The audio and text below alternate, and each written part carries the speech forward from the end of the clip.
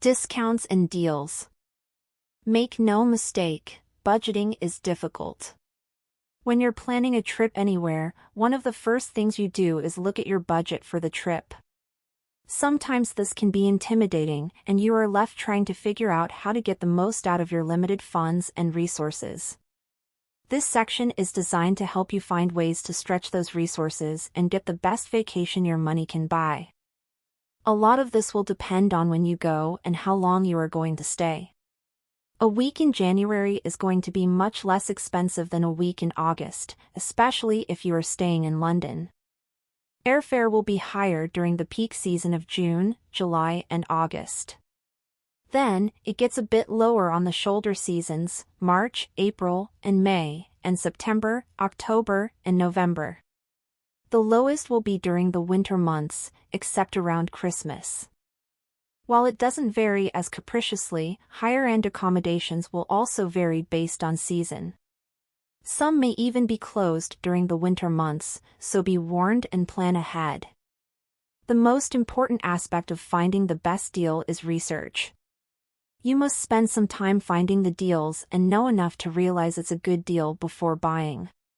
This applies to airfare, car rental, accommodation, entrance fees, train tickets, whatever you're looking for. What is a good deal? Like anything, it depends on what you're willing to pay versus how much you really want it. But I can give you some guidelines via my past experiences. Planning. I start out with a list of the sites I most want to see and plot them out in a circle on the map, if I can.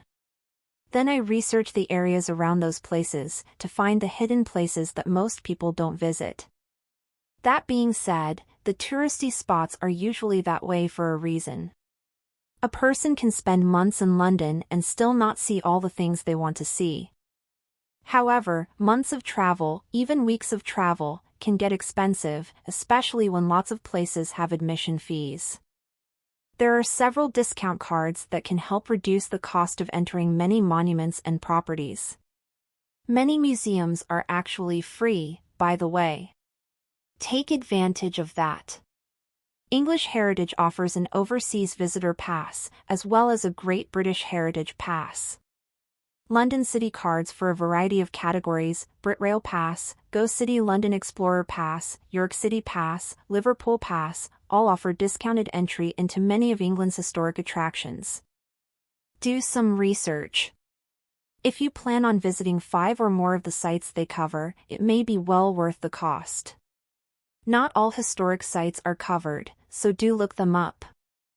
I find a great way to get a good overview of cities like London or York and to travel around the cities is to get tickets for the hop-on/hop-off bus which winds through the streets, stopping at various attractions and offering commentary. Look for the open-top buses.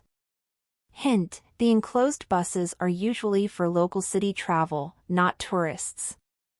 You usually don't need to pre-book these tours. Just show up at one of the stops, which are signposted around the city.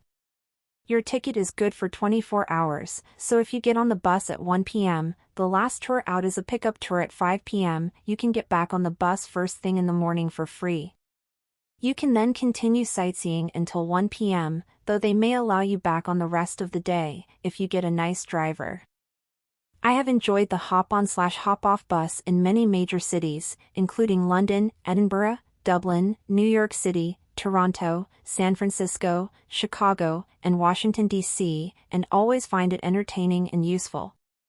Also, I recommend the live commentary buses, as the canned ones tend to be less lively and lack humor. Each time I've gone, I manage to get a host who sings for us, not necessarily very well, but with great enthusiasm. Airfare. Usually, direct flights are less expensive, but that isn't always the case. However, they are less likely to mislay your luggage during a layover. Sometimes flying into or from a major hub, such as Newark or London, can help keep the costs down. Sometimes it's the only viable option. For instance, there are no direct flights from my closest airport to England, so I always have to fly to a larger airport that handles jets.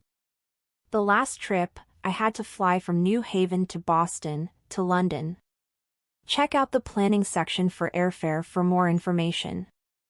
I use several tools for airfare research. Kayak is a strong tool, as is Google Flights. There are others, but keep in mind that for any consolidator, like Kayak, that's one more layer of administration to wade through if something goes wrong. I research on the consolidators, but often then go to the airline site itself. If I can find the exact flights at the same or similar price, I buy them there. If the flight is delayed or cancelled, you are more likely to get better service in fixing it if you book direct. I also sign up for email alerts from the airlines I might use, such as Delta or American. If you get notification of a great sale, and you know you are going, jump on it right away.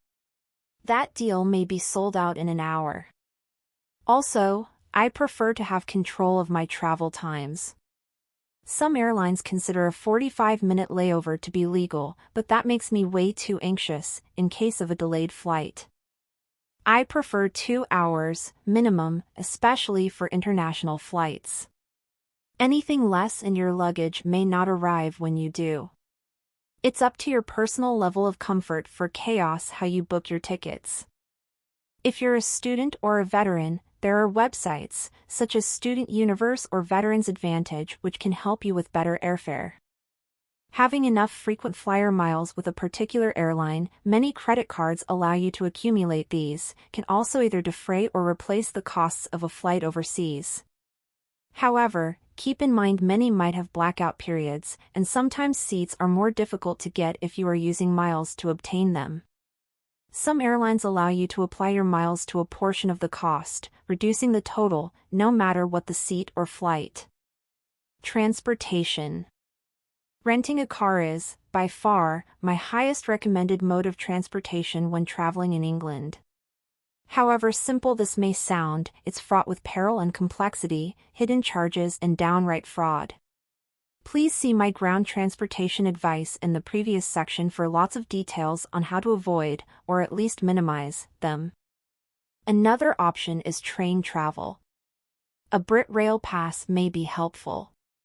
However, the trains aren't quite as all-encompassing as traveling by car, and once you get to those hubs, you must find another way to travel around the enchanting countryside. Brit Rail travels between the cities and large towns but will not get you to the smaller destinations. There are several other options. You could base yourself in that town or village and take daily private tours or a larger organized coach tour, or rent a horse-drawn caravan, cycle or hike. You could hire a camper, caravan, and sleep in that instead of a B&B or hotel. Or just visit the town or village in a more relaxed local kind of way. It's all up to your style of travel, your budget, desires, and sometimes your physical limitations. Accommodation. While I'm in England, I greatly prefer staying at bed and breakfasts as my accommodation choice. However, sometimes hotels are a better choice, such as the night before flying out of the airport, or in London, where B&Bs aren't as prevalent. B&Bs can average £35 to £50 per person sharing per night, PPPN, and include the famous traditional full English breakfast. Specialty B&Bs, historic houses, castle B&Bs, etc., are usually a bit more expensive. I prefer B&Bs but occasionally splurge for a charming, historically significant place, or the odd thatched cottage. Keep in mind this is per person per night, and therefore, twice as much for 2 people in the one room. Single rooms are slightly higher, averaging £40 to £45. Some B&Bs have family rooms at a discounted rate per person, perhaps £35 PPPN. Again, it depends on your personal level of comfort and sharing with your traveling companions. I have more information on accommodation in the previous section. If you really want to splurge, you can always spend some time in a castle. Yes, you can find smaller castle accommodations than the 5-star hotels. They are few but include some B&B accommodation and self-catering, and there's even a castle hostel. However, if you have your heart set on a castle stay, keep in mind lots of hotels have castle in their names, but aren't necessarily in an actual castle. Do some research on their website first. What's the cheapest accommodation while traveling in England? Camping out, of course. It's not my cup of tea, but plenty of people do it, especially if they have a bike or are hiking the countryside. You could also stay at hostels for a great discounted stay. Youth hostels are no longer separate from other hostels, today's difference being average hostels and specialty hostels. In other words, age is no longer a defining factor to using a hostel. Typical hostels are purpose-built accommodation with shared dorms with shared bathrooms. English Youth Hostels Association, YHA, is a popular site for booking around the country. Another option, particularly good if you've a large group, is a self-catering house. These are usually standalone houses or cottages, with a varying amount of space, for rent in usually week-long periods, most often from Saturday to Saturday. Occasionally, usually off high season, you can get short breaks of 2 to 3 days instead. Sometimes this is an option in the city, as well. We rented a 2-story flat in Leeds, complete with brick-arched ceilings. It had a vaulted ceiling in the dining room, 2 bedrooms downstairs, and a small 1-bedroom flat above it. They could be rented out separately. There are several places to find self-catering lodges, but I recommend going through a well-known agent, such as VRBO, Booking.com, Cottages.com, or Visit England. And, of course, you can explore the Airbnb options wherever you travel. Food. Food can be an expensive part of your trip, or a very cheap one, depending on your planning and habits. Staying at a B&B can be a big part of this. The enormous breakfast your hosts provide will keep you fueled into the afternoon or early evening, if you let it. We often do this, and then grab a pub meal late in the day for about £10 per person. Then we may have a light supper at another pub or have takeaway. Sometimes, if we're out hiking or exploring, we just grab snack foods at the local grocery store to bring with us instead of stopping for lunch. Bread, cheese and smoked salmon are delicious local options and are great in sandwiches made on the go. I did this a lot on a November trip, as I was jealous of my scarce daylight sightseeing time. I packed snacks to munch on during the day, and only had an inside meal at breakfast and dinner. Often, we've grown hungry mid-afternoon, only to find that many full-service restaurants are closed at that time.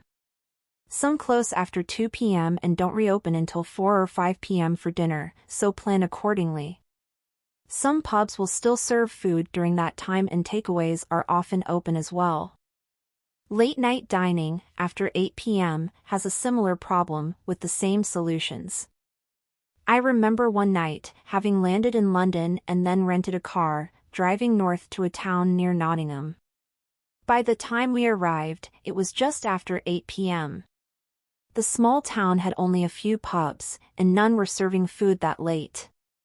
After searching 5 more places, we ended up 2 towns over and had a delightful supper with the pub quiz crowd. If you're staying at a self-catering house, you will have a kitchen where you can prepare meals at home rather than paying for expensive meals at restaurants. Granted, you are then not offered your full English breakfast from the B&B, but sometimes all you want is a bowl of cereal or some toast when you wake up.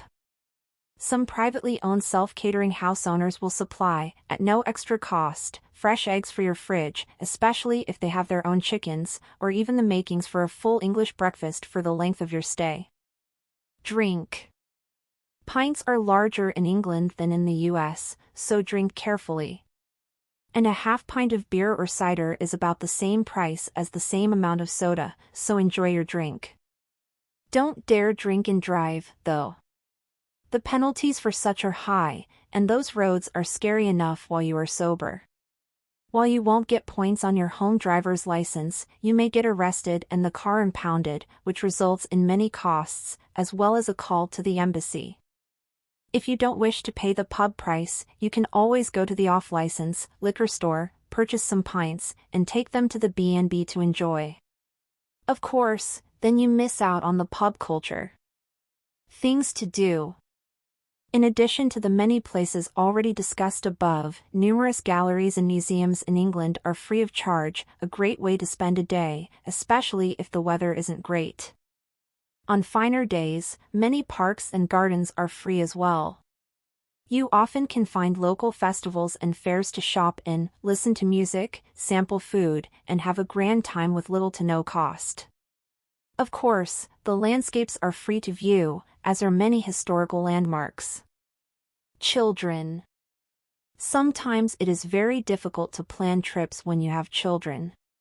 Whether your kids are young children or rebellious teenagers, finding places which have enough to keep them interested and engaged can be quite a challenge. There's an excellent resource I discovered called Travel for Kids, which has sections for many places, including England. Lots of museums and exhibits include interactive stuff for kids to enjoy, so keep an eye out for those. A day full of seeing ruined abbey after ruined castle after ruined abbey is enough to bore even many adults, much less children. And having cranky children does not help anyone enjoy their vacation. Wi-Fi. Most hotels and many B&Bs have now started offering free Wi-Fi, though it's not always good Wi-Fi, and some turn it off during the night hours. Many cafes have it, though, as will any McDonald's, not that I recommend going to McDonald's when you have so many other great options. Libraries will also have access. Some entire cities now offer free Wi-Fi, so do some research ahead of time to plan. There are apps to help you find Wi-Fi spots wherever you are. Summary. Remember earlier when I said a trip to England was less expensive than a trip to Disney? Our last trip to England, which was 2 weeks in August, was about $4,000 for airfare, rental car, trip insurance, B&Bs, and food. You could spend more than this on 2 weeks in New York City, or at Disney. And there are all sorts of ways you can trim your budget even more on your trip.